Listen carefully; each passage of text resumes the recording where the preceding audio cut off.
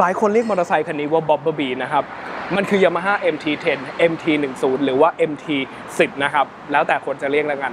ทุกคนทราบมันดีมันคือพื้นฐานใช้เครื่องยนต์และโครงตัวเดียวกับ Yamaha YZF R1 แต่มันมีอะไรที่แตกต่างไปมากกว่านั้นนะครับเดี๋ยวมาชมกันในคลิปนี้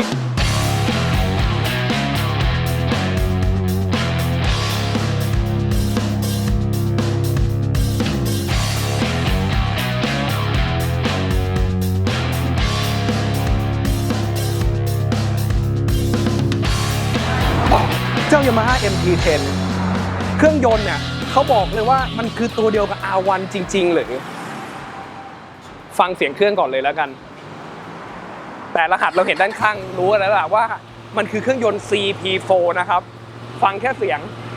ใช่มันคือรหัสตัวเดียวกันนะครับ CP4 ที่อยู่ใน Yamaha R1 แต่ Yamaha มีการปรับเปลี่ยนเล็กน้อยคือผมว่าเป็นเรื่องปกติของสไตล์ที่ส่วนใหญ่ที่จากรถคำว่า Superbike มาทำเป็น Naked เนี่ยเครื่องยนต์ตัวเดียวกันก็จริงแต่จะมีการปรับเปลี่ยนเรื่องตัวแรงม้าและแรงบิดนะครับช่วงกำลังที่มารวมถึงแรงม้าสูงสุดแรงบิดสูงสุดนะครับผมว่าตัวนี้น่าสนใจเลยทีเดียวถามว่าเพราะอะไร Yamaha YZF R1 แรงม้าสูงสุดมาที่ประมาณ200ตัว199ตัวนะครับที่ 13,500 รอบแต่ MT10 แรงม้าสูงสุดมาน้อยกว่าเขา Yamaha ปรับแรงม้าใน MT10 เหลือแค่160ตัวนะครับที่ 11,500 รอบ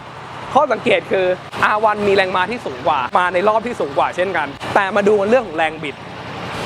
ดผมว่ามันน่าสนใจเลยทีเดียวเพราะว่าพอผมได้คันนี้มาลองเอาไปวิ่งดูโอ้โหสิ่งแรกที่สัมผัสได้เลยคือทำไมมันดึงกว่า R1 แม่เจ้าตอนแรกผมคิดไปเองนะครับว่าเพราะคำว่า R1 เนี่ยมันเป็นท่านั่งที่แบบเราอยู่ในท่าที่เป็นสปอร์ตหรือเปล่าคือความมั่นคงในการขับขี่เรารู้สึกว่ามันมั่นคงกว่าเพราะเรามีการเทน้ำหนักมาด้านหน้าแล้วเรากดน้ำหนักมาที่ด้านหน้าแต่ต่างกับตัว MT10 ที่มันก็ naked bike อะท่านั่งมันเป็นท่าตั้งตรงพอบิดรู้สึกว่ามันหงายๆเลยรู้สึกว่าเจ้านี่มันแรงกว่าหรือเปล่าแต่พอดูในสเปคชีทแล้วแม่เจ้าแรงบิดผมว่าน่าสนใจเลยทีเดียว Yamaha MT10 มีแรงบิดอยู่ที่111นิวตันเมตรที่ 9,000 รอบเทียบกับ R1 มาเยอะกว่า1นิวตันเมตรคือ112นิวตันเมตรแต่มาที่ 11,500 รอบณ 9,000 รอบด้วยกัน MT10 มีแรงบิดที่มาไวกว่า R1 เยอะมากๆนี่คือสาเหตุว่าทำไมผมลองไปขับแล้วทำไมมันดึงดีกว่ารู้สึกได้เลยว่ามันดึงดีกว่าด้วยท่านั่งกับแรงบิดที่มาไวกว่าในรอบที่ต่ำกว่านะครับ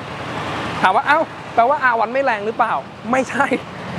อย่างที่ผมบอกโจทย์มันต่างกันพูดในหลายๆคลิปนะครับ R1 เป็นรถที่ใช้คำว่ามันคือโจทย์เพื่อใช้ในการแข่งขันคือดีไซน์ออกมาจากรถที่ใช้ในสนามแล้วเรามาใช้บนท้องถนนนะครับซึ่งรอบการใช้งานจะอยู่ในรอบสูงตลอดเวลานะครับซึ่งมันเป็นโจทย์ของรถสปอร์ตทุกรุ่นทุกค่ายเป็นฟิลนี้หมดนะครับแรงม้าและแรงบิดต้องมาในรอบสูงแต่ MT10 มันก็คือรถที่แปลงจาก R1 มาเป็น naked bike ปรับท่านั่งให้มันสบายขึ้นโดยท่านั่งของ naked bike รวมถึงปรับกล่องจูนที่ผมบอกให้มันเหมาะกับการใช้งานบนท้องถนนได้ง่ายขึ้นนะครับแม่มันคือเสน่ห์ของเจ้า Master of Torque จริงๆมันมีจุดหนึ่งนะครับที่น่าสนใจเลยทีเดียวถ้าเรามองถึงรถในตลาดผมขอเทียบกับ Kawasaki Z1000 แล้วกัน Kawasaki Z1000 ไม่ใช่ ZX10 มาทำเป็น naked Kawasaki Z1000 คือ Ninja 1000เครื่องที่อยู่ใน Ninja 1000นะครับและมาปรับท่านั่งให้เป็น naked bike แต่ MT10 คือเอาเครื่อง R1 CP4 นะครับ998 cc มาปรับจูนลงมาก็มันก็ตัวนี้เป็นเรื่องที่น่าสนใจนะครับซึ่งมีความรู้สึกคำว่า Street Fighter อย่าง Crash 2 เลยนะครับดูกติกำลังจะมาแล้ว V4 มาทำ Street Fighter เหมือนกันส่วน Honda ผมขออนุญาตยังไม่พูดแล้วกันเพราะว่าบอกตามตรงผมยังไม่เคยขี่นะครับแต่ที่แน่ๆที่รู้หรือไม่ว่าเอาแค่ตลาดบ้านเรานะครับ CB 1000R กับ CBR 1000 WR ตลาดบ้านเรา CB 1000R แรงม้าเยอะกว่า CBR 1000 WR ด้วยมาตรฐานของ CBR 1000 WR บ้านเรามันมีเรื่องมาตรฐานไอเสียที่เขาบอกว่าไม่สามารถใช้สเปคที่มันเป็นสเปคสากลได้ต้องใช้สเปคญี่ปุ่นที่แรงม้ามันดูไม่เยอะนะครับมาเรามาฟังเสียงเลยดีกว่าผมวอร์มเดินไว้สักพักแล้วนะครับตอนนี้อุณหภูมิน้ำหล่อเย็นปกติแล้วมาฟังกันว่าเสียงมันเหมือน CP4 หรือเปล่าหลายคนที่ฟังแล้วคงจะงงนะครับว่าเฮ้ยทำไม4สูบเรียงเสียงมันไม่มีความสมูทเลย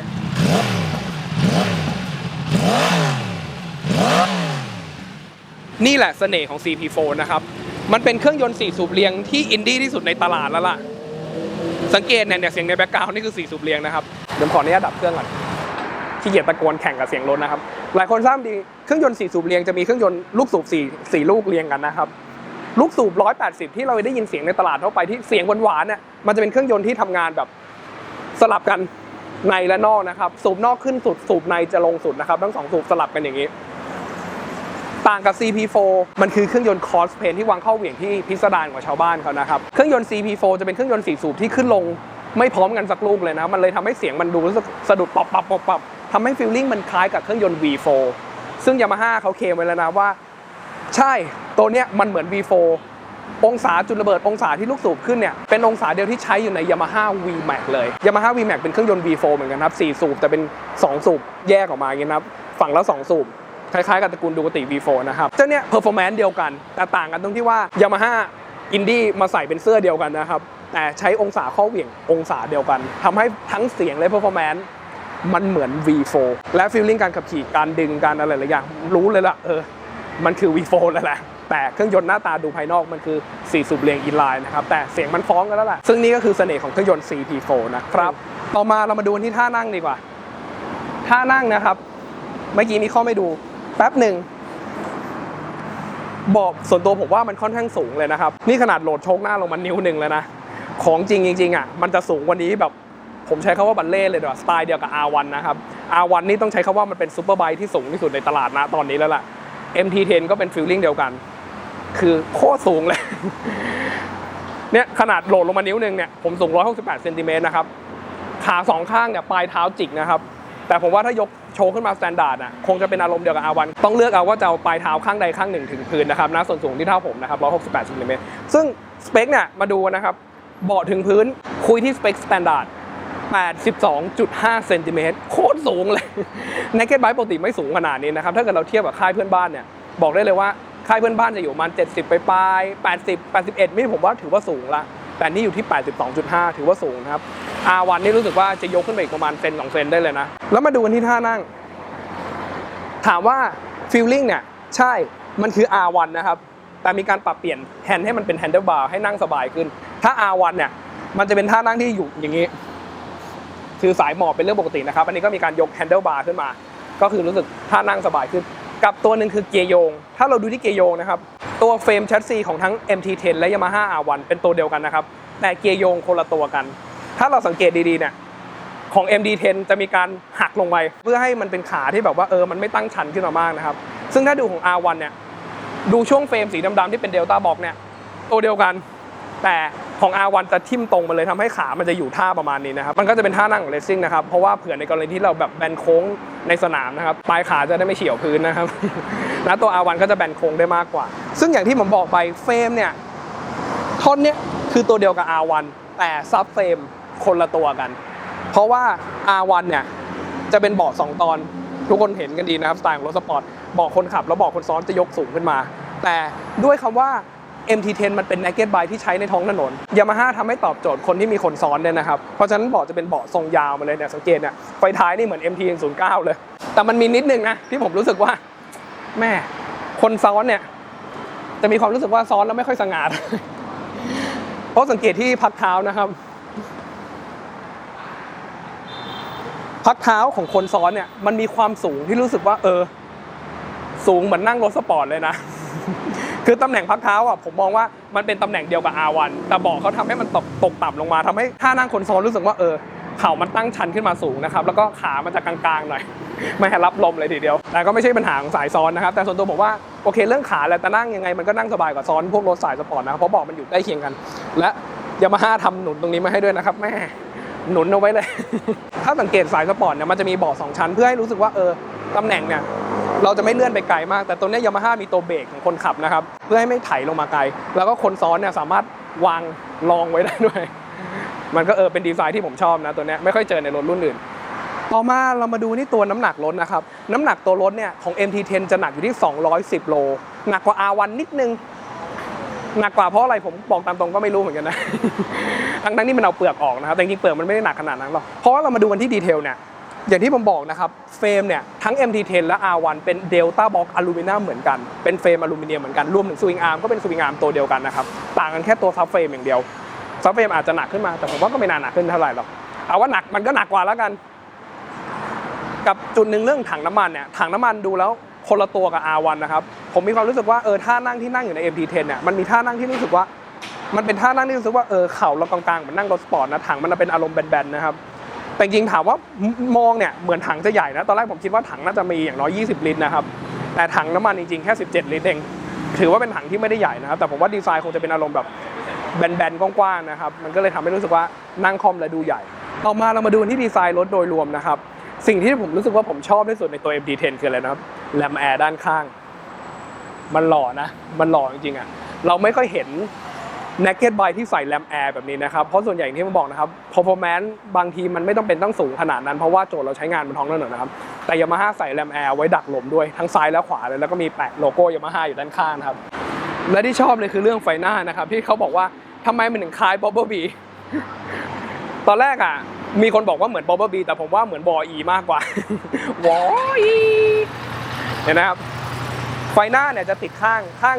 นึงจะเป็นไฟต่ำส่วนอีกข้างนึงจะเป็นไฟสูงนะครับกดผิดนี่ไฟสูงจะอยู่ข้างขวานะครับส่วนข้างนี้จะเป็นไฟต่ำมี LED ตรงนี้เป็นไฟหลีนะครับก็ถือว่าดูเป็นเอกลักษณ์ที่แบบชัดเจนมากนะครับในตระกูล Yamaha MT10 ฟีลลิ่งไฟหน้าผมว่ามันก็คล้ายกับตัว MT09 ตัวใหม่แหละแต่เนี่ยมันมีความรู้สึกว่ากูบึกกว่ากูใหญ่กว่ากูหนากว่านะครับให้สมศักดิ์ศรีแฟลตชิพของตัวเรือธงของ Yamaha ซึ่งถามว่าตัว Yamaha MT10 เป็นรถที่น่าใช้ไหมอันนี้บอกตามตรงนะครับแฟนบอย R1 อย่าด่าผมนะความรู้สึกผมลึกๆผมรู้สึกว่าตอนให้ขี่เนี่ยแม่มันหล่อผมขอใช้คำว่ามันหล่อกว่า R1 อย่างเงี้ยชั่วโมงนี้ถามว่าเพราะอะไร R1 เราเห็นกันเยอะแล้วนะครับแต่ MT10 นี่เราไม่เคยเห็นเลยจริงๆบอกตามตรงผมเคยเห็นครั้งแรกเนี่ยตอนนั้นไปเที่ยวฮ่องกงนะครับตอน MT10 ออกมาใหม่ๆเลยได้ยินเสียงแล้วป๊อปวิ่งมาโอ้ได้ยินละมี R1 วิ่งผ่านมา CT4 นะครับแต่หันไปวับตกใจแม่เจ้า Naked Bike ว่ะหน้าเป็นBobber Bมาเลยตอนนั้นที่เห็นแล้วก็ใส่ท่อตอนนั้นอาคาโบวิกด้วยโอ้โหเสียงมันลั่นทั่วฮ่องกงจริงๆคือเราเดินอยู่เราได้ยินเสียงคิดว่า R1 แต่มองหันไปมันคือ MT10 มันหล่อเหลือเกินและเห็นแล้วถึงกับตื่นเต้นเลยนะเพราะว่าผมไม่เคยเห็นแล้วก็เห็นอีกทีนึงก็คือในงานมอเตอร์โชว์ล่าสุดนะครับแล้วก็เห็นครั้งที่3คือคันนี้เลยมันเป็นรถที่เราไม่ค่อยเห็นในท้องตลาดบ้านเรานะครับด้วยคำว่ามีคนมักจะเปรียบเทียบว่าเพิ่มนิดนึงอ่ะก็ไม่นิดนะ MT10 600,000 กว่าบาทนะครับป้ายแดง R1 นี่ล่อไปประมาณ 8-9 แสนนะครับก็เพิ่มประมาณ100,000-200,000ได้เลยนะราคาเป๊ะๆไปเช็ค Google อีกทีนะครับพอดี Yamaha ไม่ได้สปอนเซอร์ให้คลิปนี้ เราเล่นซึ่งบางคนก็บอกว่ามันต่างกันตั้งประมาณ100,000-200,000บางคนก็ว่าเยอะบางคนก็ว่าไม่เยอะนะครับเล่น R1 เลยดีกว่าแต่ผมว่าพวกนี้อยู่ที่โจทย์ดีกว่าเอาว่ารถที่ชอบคือรถที่ใช่ซึ่งอย่างที่ผมบอกตั้งแต่ต้นคลิปเลย MT10 มันเหมือนจะเป็น R1 ถอดเปลือกท่านั่งที่สบายขึ้นแต่โจทย์ที่ผมบอกได้เลยว่าฟีลลิ่งการขับขี่เสียงใช่เหมือนกันแต่ถ้าเกิดลองขับแล้วจะรู้เลยว่าฟีลลิ่งมันไม่เหมือนกันนะ R1 จะมีสไตล์เครื่องยนต์ที่รู้ว่ามันคือรถสปอร์ตแต่ MT10 มันจะเป็นสไตล์ของรู้ว่าสมศักดิ์ศรีคำว่า Master of Torque แรงบิดแรงดึงนี่แบบมันดึงกระชากใจดีจริงๆอันนี้ก็อยู่ที่โจทย์แล้วครับผมว่าดูที่ดีไซน์ชอบแนวไหนถ้าชอบสปอร์ตก็เล่นสปอร์ตไปเลยหรือว่าบางคนบอกว่ามองหารถ Naked Bike ที่แบบว่าเพราะว่ารถสปอร์ตมันเมื่อยหลังบางคนอายุเริ่มเยอะแล้วนะครับและที่สำคัญคือใช้งานเป็นชีวิตประจำวันด้วย MT10 ผมก็ถือว่ามันก็ตอบโจทย์รถคนที่ใช้งานในเมืองนะครับอาจจะใหญ่ไปนิดนึงสำหรับคนที่แบบว่าบอกจะขี่เข้ารถติดๆนะครับแต่มันก็ไม่ใช่ประเด็นเพราะ R1 ผมเห็นคนขี่เข้าทำงานสุขุมวิทหนักๆก็ขี่มาแล้วนะครับ MT10 มันก็จะขี่สบายกว่า R1 นิดนึงพูดถึงออปชั่นโดยรวมนะครับตัวรถก็ถือว่าเป็นรถที่น่าใช้เลยมี Quick Shifter มาให้ติดมาจากโรงงานในโฉมนี้นะครับมันจะมีช่วงปีแรกๆที่ไม่มีแต่ปีหลังๆเนี่ย Yamaha ใส่ Quick Shifter มาให้ด้วย Quick Shifter คืออะไรกำคัตเฉพาะเกียร์1ยกนอกนั้น1ขึ้น2 3 4ถึง6เราไม่ต้องกำคัตเปิดคันเร่งแล้วตบปักไม่ต้องถอนคันเร่งไม่ต้องกำคัตได้เลยนะครับนี่คือ Quick Shifter ยางตัวนี้พอดีรถเพิ่งเข้ามาแล้วยางสายจอดจนแตกรายงานนะครับของเดิมมันจะเป็น Bridgestone Bad Rack แต่นี่ผมใส่เป็น Pirelli ไปแล้วขอเสริมเรื่องเครื่องยนต์อีกนิดนึงนะครับเครื่องยนต์เนี่ยนอกจาก Quick Shifter แล้วได้ Slipper Clutch ด้วย Slipper Clutch มันดีตรงที่ว่าเวลาเราเชนเกียร์ล้อมันจะไม่ล็อกนะครับแต่ด้วยแรงบิดขนาดนี้ผมว่ามันรู้สึกนุ่มนวลไปหน่อยทำให้บางทีเราเชนทีนึงเนี่ยต้องเชนทีละ2เกียร์เลยนะครับจากถ้าเกิดบางทีเราจะลดความเร็วแบบกระทันหันจริงๆเชนทีละเกียร์เราจะไม่ค่อยรู้สึก engine brake เท่าไหร่เพราะว่า Slipper Clutch มันทำงานได้ดีเกินไป แต่อารมณ์คนบอกเชนเกียร์ในโค้งนะผมว่ามันทำได้ดีเลยทีเดียวแต่ใช้เป็นน้องถนนผมรู้สึกว่าถ้าถามผมนะอยากให้ engine brake มันมีมากกว่านี้นิดนึงช่วงล่างโชคหน้าเป็นคายาบ้า43 มิล upside down นะครับโชคหลังเป็นคายาบ้าเหมือนกันเดี๋ยวนี้เขาเรียก KYB แล้ว คายาบ้า เราเล่นนะครับเป็น fully adjust ทั้งหน้าและหลังเลยมาดูที่ระบบเบรกนะครับ Yamaha ใช้เบมโบอยู่ใน MT10 หลายคนฟังแล้วฮะเห็นชัดๆว่ามันเป็นปั๊มดาวหน้านะครับส่วนปั๊มหลังเป็นนิชินเบมโบอยู่ที่ Master Cylinder นะครับตัวปั๊มกระทุ้งง่ายๆนะครับปั๊มบนเนี่ยเราเห็นเลยว่ามันคือเบมโบส่วนปั๊มกระทุ้งหลังก็เป็นเบมโบเช่นกันเพียงแต่ตัวคาลิเปอร์ที่เป็นตัวบีบจานเนี่ยลูกสูบตัวหรือว่าปั๊มล่างเนี่ยที่คนเรียกกันนะครับหลังจะเป็นนิชินหน้าจะเป็นตัวปั๊มดาวของ Yamaha นะครับแต่ Master Cylinder เป็นเบมโบแล้วตัวรถยังมีออปชันที่จุดหนึ่งที่สำหรับสายเดินทางนะครับคือ Cruise Controlขี้เกียจเปิดคันเร่งเวลาขี่ก็เปิด Cruise Control ได้เลยแต่มันจะมีเงื่อนไขว่าต้องใช้เกียร์สูงแล้วก็รวมถึงความเร็วต้องได้นะครับเรามาดูกันที่หน้าปัดเรือนไม้เล็กน้อยนะครับนี่ไม่ได้เป็นจอสีนะครับเป็นดิจิตอลขาวดำแต่ก็บอกครบแหละเนี่ยมีวัดรอบอยู่ด้านบนนะครับไฟบอกตำแหน่งเกียร์เลขไมล์ทั้งหมดนะครับแล้วมีเรื่องของโหมดนะครับผมลืมพูดไปตัวรถจะมีโหมดการขับขี่นะครับมันคือ YCCT นะครับคือคันเร่งไฟฟ้าแต่สังเกตอย่างที่บอกนะครับถ้าเกิดใครเคยดูในคลิปเก่ามันเป็นคันเร่งสายอยู่ตรงนี้แต่มันจะโยงเข้าไปตรงถึงลิ้นปีกผีเสื้อด้านล่างนะครับแล้วจะมีเซ็นเซอร์ตัวมันจะเป็นกึ่งไฟฟ้ากึ่งสายนะครับแต่การทำงานมันคือไฟฟ้าแหละแต่มันเป็นสายโยงนะครับซึ่งมันจะไม่ได้เป็นฟีลเหมือนดูคติหรือ S1000 นะครับที่คันเร่งไฟฟ้าเนี่ยมันจะอยู่ที่ปลอกคันเร่งเลยYamahaมีการโยงนิดนึงเผื่อเราจะใส่ปลอกซิ่งที่เป็นแบบแมนนวลได้นะแบบสายได้นะครับซึ่งโหมดก็สามารถปรับได้ที่ตำแหน่งนี้นะครับนี่มันจะมีโหมด1นะครับ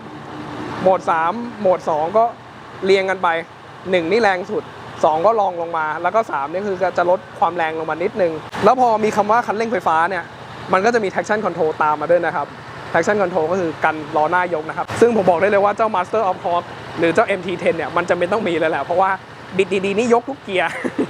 มันดึงดีจริงๆอันนี้ก็คร่าวๆนะครับแล้วก็เนี่ยฝั่งนี้ก็เป็นเกียร์น้ำมันอะไรทั่วไปนะบอกเขานั่งครบแล้วแหละแล้วส่วนประกับมือซ้ายขวานะฝั่งซ้ายเนี่ยพวกไฟพาร์ทอันนี้ก็เป็นตัวเกี่ยวกับตัวCruise Control นะครับเนี่ยปุ่ม Cruise Control อันนี้เบรกอันนี้แต่ต่า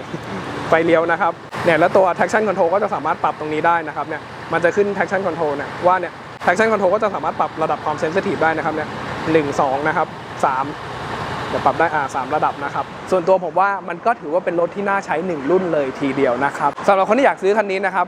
บไม่ทันละเพราะติดจองไปเรียบร้อยละมือ2ขายไป 400,000 กว่าบาทนะครั